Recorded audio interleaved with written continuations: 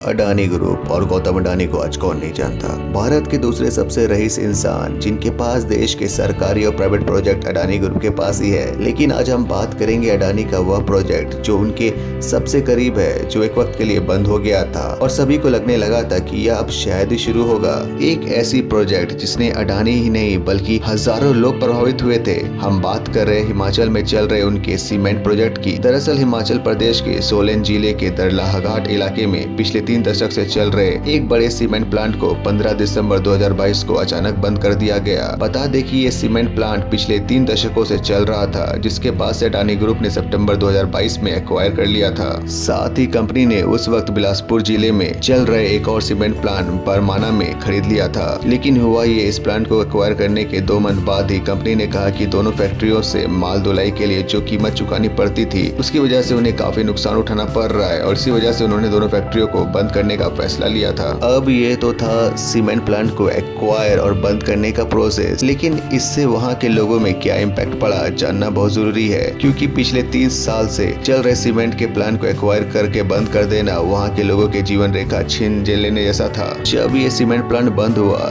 तब दरलाहघाट के लोगों का कहना है कि सीमेंट प्लांट को बंद करने का फैसला इतना अचानक था कि बहुत से कर्मचारियों को 15 दिसंबर की सुबह ही पता चला। हिमाचल प्रदेश के बहुत लोगों ने सत्ता पर आई नई कांग्रेस सरकार को जिम्मेदार ठहरा रहे थे और इसे राजनीतिक एंगल दे रहे थे। बता दें कि जब 1990 के दशक में जब दरलाहघाट और बरवाडा के इलाकों में ये सीमेंट प्लांट बन रहे थे, उस समय सैकड़ों लोगों की जमीन पर अधिग्रहण हुआ था। जिन लोगों की जमीनें गई उन सब में ज्यादा लोगों को इन प्लांट्स में नौकरी मिल गई और कुछ लोग ऐसे भी थे जिन्हें सीमेंट प्लांट में रोजगार नहीं मिल सका था और जिन लोगों को नौकरी नहीं मिली वो आने वाले कई साल अब इस प्लांट के ट्रांसपोर्टेशन के साथ जुड़ते चले गए और सिचुएशन ऐसी बन गई कि इन इलाकों की पूरी इकोनॉमी इन्हीं सीमेंट प्लांट पे डिपेंड होने लगी। वैसे में हिमाचल सरकार का कहना था दरलाहघाट और बरमाना की सीमेंट फैक्ट्रियों में करीब 2000 हिमाचली लोग काम कर रहे थे। लेकिन साथ ही सरकार मानती है कि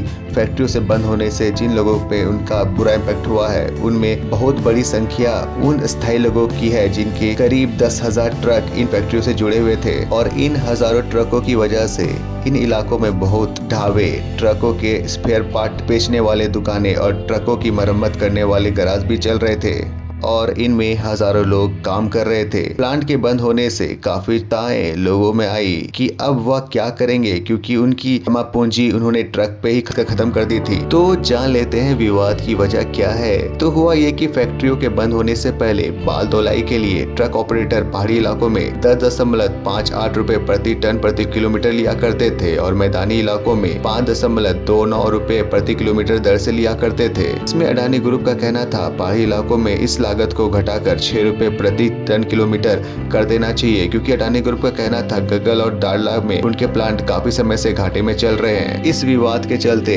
ट्रक यूनियन और अडानी ग्रुप के बीच टसल होना शुरू हो गया था। इसके चलते 15 दिसंबर को दोनों प्लांट को बंद करने का फैसला अडानी ग्रुप को लेना पड़ा। सीमेंट प्लांट बंद होने के कुछ समय बाद हिमाचल प्रदेश सरकार इस मामले को सुलझाने के लिए एक्टिव हो गई थी। हिमाचल प्रदेश के इंडस्ट्री डिपार्टमेंट ने अडानी ग्रुप को एक कारण बताओ नोटिस जारी करके पूछा था। उन्होंने स्थायी प्रशासन या राज्य सरकार को बताए बिना सीमेंट प्लांट को बंद करने का एक तरफा फैसला कैसे ले लिया। फिर आखिरकार हिमाचल प्रदेश के चीफ मिनिस्टर ने ट्रक यूनियन और अडानी ग्रुप के बीच मसला को हल कर दिया और 66 दिनों के बाद प्लांट को फिर से शुरू किया गया। यह मसला शिमला में एक मीटिंग के दौरान सॉल्व हुआ, जिधर दोनों पक्षों ने रजामंदी कर दी और जो खत्म दिखता हुआ सीमेंट प्लांट प्रोजेक्ट जो था उसे फिर से अपनी एक और लगाई। और आगे की न्यूज के लिए आप देखते रहें यान टीवी।